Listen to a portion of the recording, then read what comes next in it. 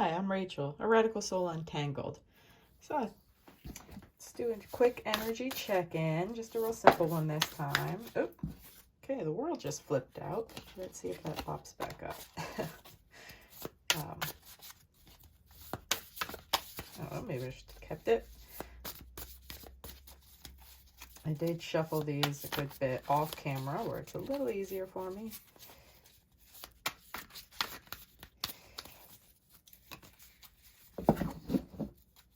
I don't know. If you guys don't care about seeing the shuffling, or let me know. That way I will just have them pre-shuffled and give them like a quick, more couple swipes, and then just let that be. I don't really have a rhyme or reason to like my shuffling. Like I don't say like, 3 or 5 or 7 or it's more like when I cook, and add seasoning. I don't measure the seasonings. I just cook I just season things until it feels right. So that's kind of how I am with the shuffling. Just kind of shuffle till it feels right. All right, so I just do head, heart, and environment with the Light Seers Tarot. All right. And for the head, we have 8 of Cups. Okay. We have Strength in reverse. All right. And we have 6 of Cups in reverse. So, yeah, Cups energy twice. Okay. And now I'm really starting to wonder just how linked these readings I've been doing really are. Because it really felt like the one that had the Queen of Cups in reverse, and there was a Page of Cups in the environment, and those are 3 of Swords, and my interpretation was there's somebody maybe kind of new to a situation, or new in your life, or somebody who's just kind of emotionally immature might be triggering you, making you lose sight of your power. And then before that I got Page of Cups, and then Death, and then in reverse, and then a Knight of Wands in reverse. And it was kind of like, maybe this is that same person. Maybe this person that's emotionally immature is also not very energetically consistent in your life, and maybe you're needing to walk away from them. And wow, does this reading seem to feed right into that. So in your head, if those readings resonated with you, and if I am indeed correct, then let me scoot these up a bit so it's easier to see them, so they're not right at the bottom of the screen. All right. So 8 of Cups is a walking away from the emotional investments that no longer serve you. Just letting things go, not because you've given up on them or lost hope, but you realize you've done your part. You've done as much as you can in this situation emotionally, and you realize that it's you've progressed, you've done your share of the work, you've helped that situation progress as far as it's going to get with just your effort alone. And if that other person or that situation isn't changing because of your efforts, then you have like the self-respect. This is like a card of self-respect to walk away. So not disheartened. It's not, it may be a little painful, but maybe more of a bittersweet kind of painful rather than like heart-wrenching pain like 3 of Swords is. But yeah, this is a card of like emotional maturity, because you're not so attached that you're clinging on to something, even if it hurts you. And you can see, like, you're like 8 of Cups. Well, where's the 8 Cups? If you look very carefully, it might be hard in this lighting, but there are these little shadows under the surface of the water. And then we see one of the cups sinking. So she's letting them sink. But we have 1 cup left that's still floating on the surface, and that is still on fire. So that's saying that you may be walking away from multiple things, and the things that no longer serve you are going to sink, But if you walk away from something and it's meant to be, it will endure, even like, this walking away from it. This would represent that a person or a situation is now taking its cue from your walking away, that it needs to that they need to grow, that they need to evolve. In the meantime, you're giving them the space in order to do that by walking away. And they have that realization, they might have their own mini tower moment of things like falling apart by you walking away. And you see that she's walking towards, I would say, a sunrise. So she's walking towards her sun. She's walking towards better and brighter things by leaving these things behind. And I've said this before, but I interpret natural bodies of water like ponds and rivers, oceans. I interpret that as source energy, source love, divine love, whatever you want to call it, the universe, the love of the universe. She's leaving. This is also, you could say, let go and let God kind of card. There's no more need for resistance. You're just trusting that if it's meant for you, it will stay on the surface and it will do its work to be back in your life. And if it isn't, it'll sink, and it'll be transmuted by the love of the divine.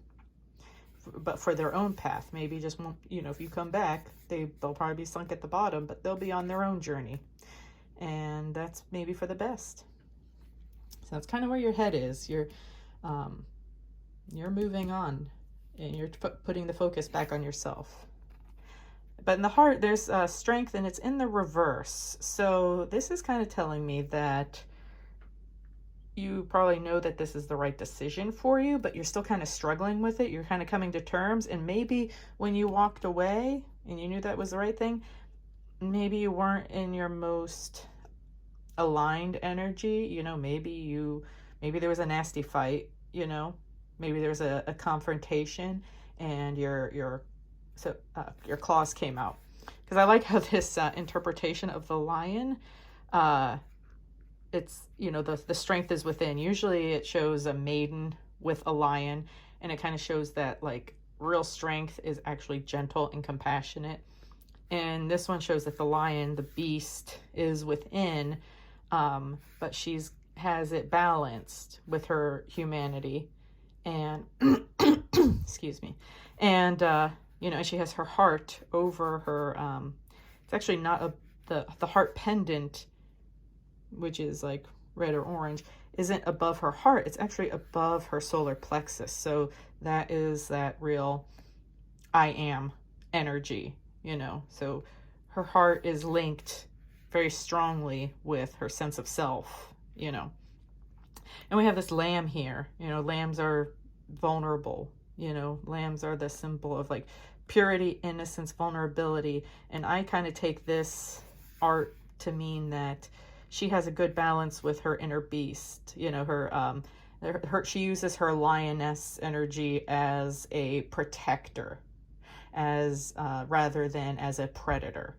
Lions are predators, but they can also, they're also good symbols of protection. So she can use that animalistic strength in her to protect the innocent, both in herself and in others, and she doesn't turn it against those who are vulnerable, again, including herself, including her inner child. She's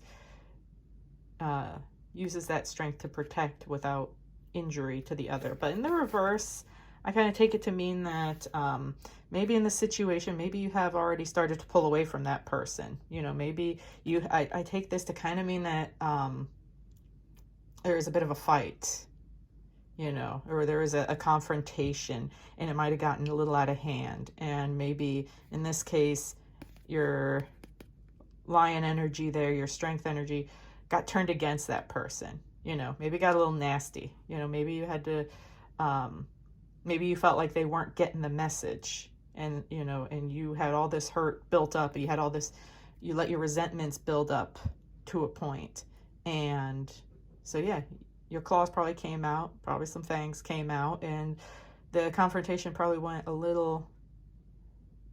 as badly as you had feared. And in a way, that fear that you had going into that talk, into that confrontation, is why it kind of got out of control. So before and if that hasn't happened yet, if that kind of confrontation hasn't happened, then maybe This is telling you that you need to be mindful of that, so that you can't go into a confrontation expecting the worst. You have to kind of go into it expecting the best possible outcome, not from that other person, but from how you handle yourself, how you behave in it. So you go in, a lot of times when we have these confrontations, we anticipate the worst, and then we anticipate how we're going to react, and it becomes like a self-fulfilling prophecy.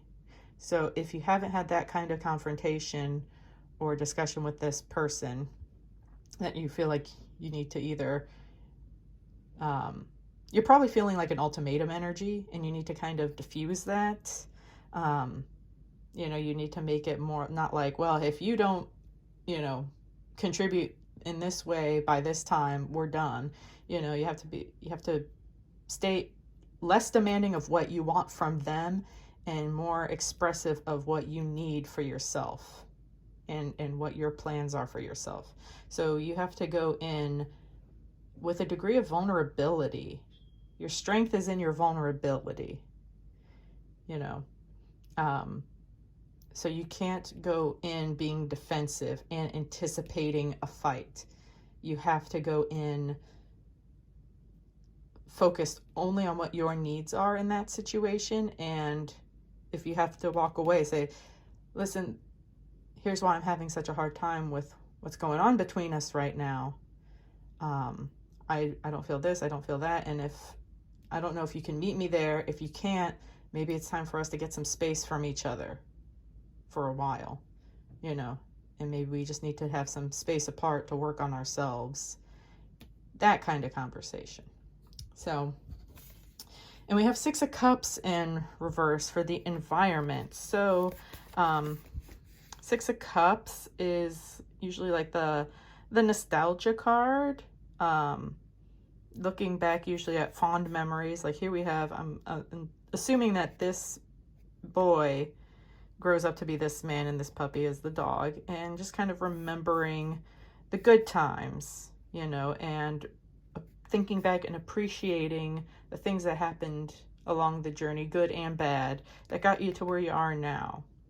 But it came out in the reverse, so sometimes that can mean you're kind of, you're focused either so much on the nostalgia of the relationship that you're thinking like, well, what changed? What went wrong? What happened? It used to be so great, and now it's, you know, and now it's like this, and now I can't stand them, or now they don't treat me as important as they used to, and what went wrong. Can also just kind of mean like maybe you're thinking more of the negative feelings that you have back then. So maybe you're like, oh, and it's just like that time when they did this, and it's just like that time when they did this. So we need to get these cards flipped, you know, to bring things back in balance. Because if you really do need to go, if your head is focused on, I'm at peace, I'm in a place where I could do this walking away because I know what's right for me. You got to get your heart in alignment. You got to focus on what you need for yourself, you know, and less on what you need the other person to do, because that is going to make them be resistant. You know, even if it's what they want, even if they do want to preserve the relationship, if you go into the discussion saying, hey, so here's where you're failing me, and here's what I need you to do if you want to stay with me, that's going to make anybody, even if they very badly want the relationship to continue at the degree it is, or even grow, they might pull back just because nobody likes being told what to do. So you've got to stay in your protector energy, but being protective of yourself, but also that other person's feelings, you know. Don't have to tiptoe or walk on eggshells. Be honest, be direct, but, you know, keep your lion, you know, your heart focused on who you are, and keep that lion not on a leash, but, you know, tame, so that it doesn't, you know, bring its claws out when it's not necessary. And start to reflect before you have like this discussion, if you haven't yet. Start to reflect on the good parts of the relationship, if it's definitely something that you need to salvage. Because if you start to focus on the good parts of the relationship, but you feel this need to walk away, at least, or get some space even, um, you might find that by focusing on the good things and by coming in with, your needs clear and trying to figure out how to meet your own needs and asking if they're willing to help you or not, then maybe that other cup that you walk away from won't sink. It'll stay there.